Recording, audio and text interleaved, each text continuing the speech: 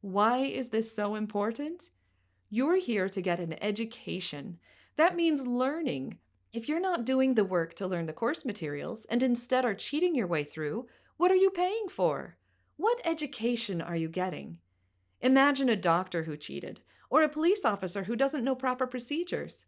Think of a pilot who cheated on a test and can't read the weather right.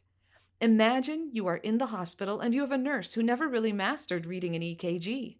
Yikes! People who don't know their stuff rarely last long in a field. And when they do, everyone suffers. But why the concern about all the little things? Who does it hurt if you work together or look at your friend's answers on busy work in subjects you don't really care about that aren't in your major? Well, first off, it hurts you. No one's future is set in stone. By assuming that you don't need to learn something, you're basically trying to predict the future. But there is no way to know for sure what knowledge or skills you're going to need in 5 or 10 or 30 years.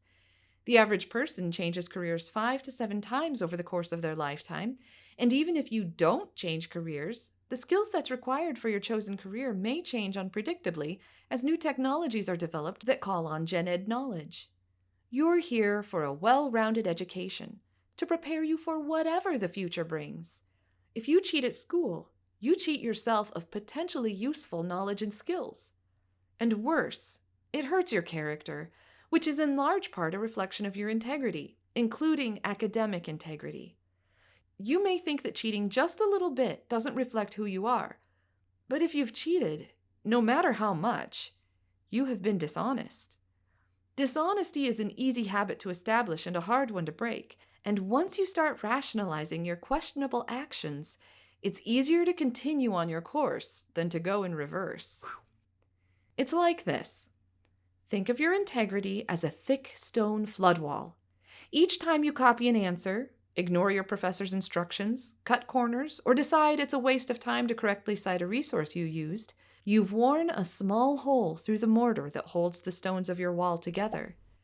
The first time you cheat, the small hole in the wall isn't very noticeable. It allows only a trickle of water through. You got away with it and you benefited, so you do it again. As you wear away the mortar of your integrity, the small trickle becomes a gush, and lying becomes a habit. You end up with substantial holes in your wall, and your lack of integrity becomes a lot more apparent.